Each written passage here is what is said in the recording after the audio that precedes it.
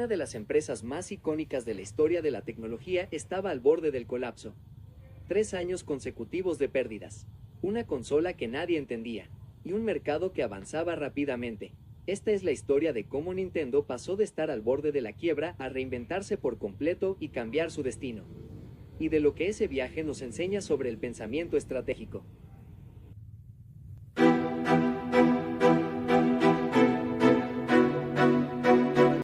Para entender lo que pasó con Nintendo, tenemos que remontarnos primero a 2006.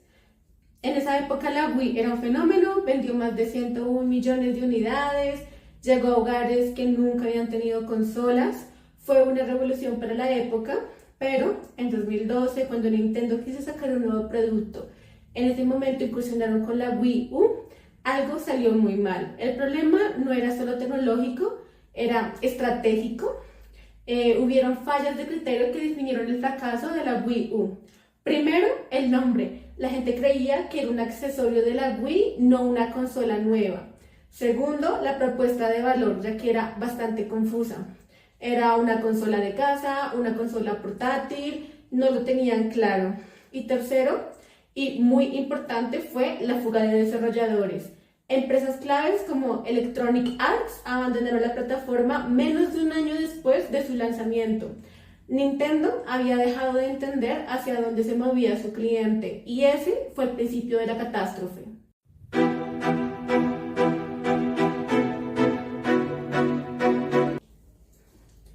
Antes de hablar de números, tenemos que hablar de identidad. La misión de Nintendo es muy simple, poner una sonrisa en la cara de todos. No de los gamers aficionados o de los desarrolladores, sino del público en general. Ahí está la clave. Esa misión exige que Nintendo sea relevante, accesible y deseada para el mercado más amplio posible, y la Wii U fracasó en los 3 frentes al mismo tiempo. Cuando analizamos el caso bajo la lente del Balance Scorecard, el cuadro simplemente no es favorecedor. No falla una perspectiva, fallan todas. Si lo analizamos desde la perspectiva financiera, pérdidas operativas de más de 1.200 millones de dólares en 3 años, según los reportes oficiales de Nintendo, nos muestran que no fue una crisis de liquidez, es una señal de que el modelo de negocios dejó de conectar con su mercado, con su público objetivo. Pero el número más peligroso no estaba en el estado de resultados, estaba en el mercado. 2 de sus principales desarrolladores dejaron la compañía en el 2013 y 2014. Sin desarrolladores externos no hay juegos, sin juegos no hay usuarios y sin usuarios la catástrofe se avecinaba. Este problema es estratégico porque no amenaza solo las finanzas, amenaza la razón de existir de Nintendo. Y una compañía que pierde el foco de lo que quiere su cliente y por qué existe no tiene un problema de producto, tiene un problema existencial.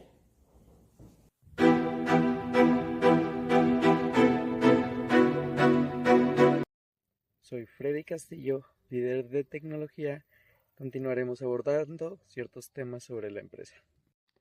Para entender por qué el problema de Nintendo era tan grave, hay que ver qué estaba pasando adentro y fuera de la compañía. Empecemos por fuera.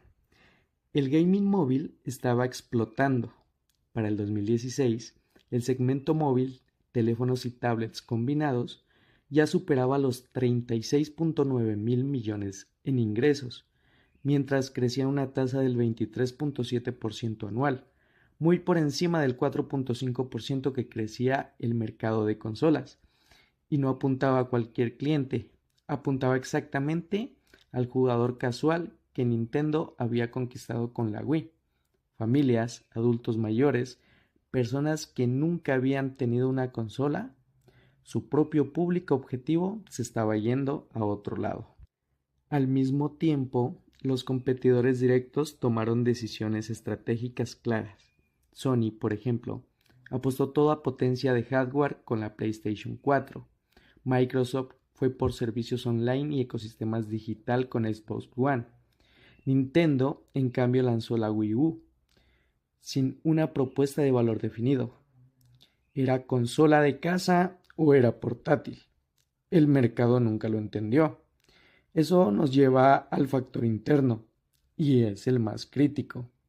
En el caso de Nintendo, múltiples análisis coinciden en que el fracaso de la Wii U no se debió principalmente a la competencia, sino a decisiones internas, problemas como una comunicación confusa del producto, una propuesta de valor poco clara y una estrategia de mercado mal ejecutada hicieran que muchos consumidores ni siquiera entendieran qué era la consola. Internamente, Nintendo cometió 3 errores de proceso documentados.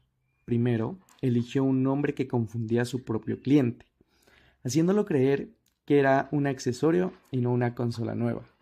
Segundo, tomó decisiones de desarrollo de software sin asegurar primero el ecosistema de desarrolladores externos. Por último, su estructura de toma de decisiones era lenta, para un mercado que cambiaba mes a mes, algo que también señala la literatura sobre la rigidez organizacional en empresas japonesas del sector. El cuadro completo se ve así: por fuera, una oportunidad enorme en el segmento híbrido, que nadie está atendiendo; por dentro, una organización que no tenía las condiciones para aprovecharla. Ese es el gap estratégico que Nintendo tuvo que cerrar.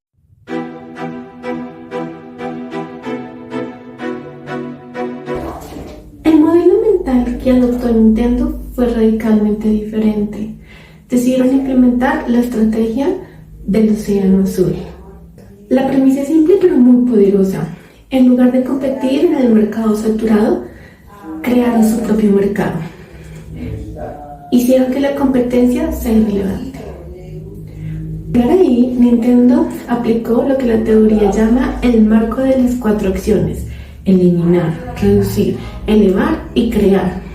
Eliminar la guerra de especificaciones técnicas contra Sony y Microsoft.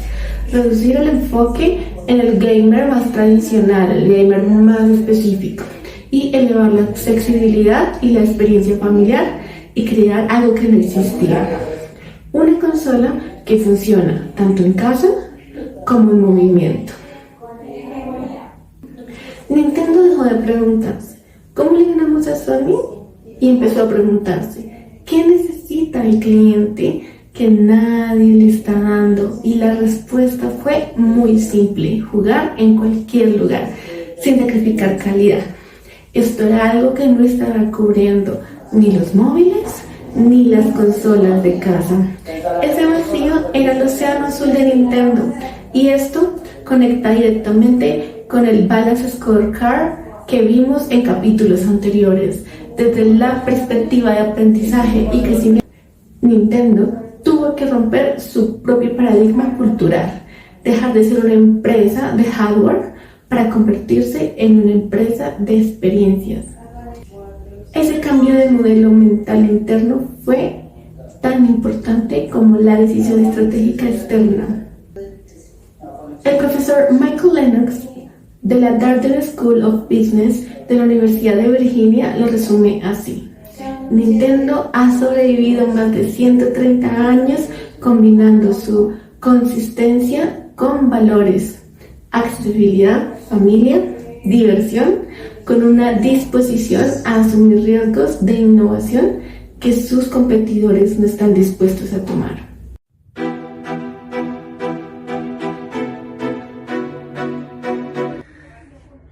Bien, el análisis anterior del BSC, el análisis competitivo, los artículos académicos, las tendencias de mercado, este es el plan estratégico que Nintendo ejecutó y que nosotros validamos como correcto.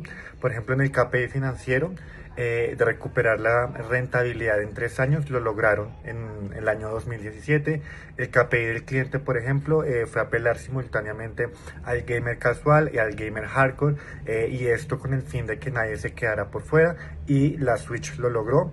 El KPI de proceso, por ejemplo, fue atraer desarrolladores externos con un resultado de más de 4.000 títulos que hoy existen en la plataforma, incluso son más. El KPI de aprendizaje en este digamos como que se entendió un tema del cambio cultural interno, de hacer hardware, empezaron a crear experiencias y hoy más del 63% de sus ventas de software son completamente digitales, así que de casi a desaparecer se convirtieron en una de las consolas más vendidas de la historia de Nintendo precisamente, y esto atrae más o menos unos 155 millones de ventas en unidades, lo que hace que el pensamiento estratégico valida precisamente estas acciones, ya que se ejecutaron de manera correcta para el beneficio de la empresa, entendiendo todos estos elementos que he comentado. Nintendo no se salvó por suerte. No se salvó por tecnología. Se salvó porque Satoru Iwata, su presidente, tuvo el modelo mental correcto. Dejaron de mirar a la competencia. Empezaron a mirar al cliente que aún no tenían. Y esa es la diferencia entre una empresa que sobrevive y una que redefine su industria.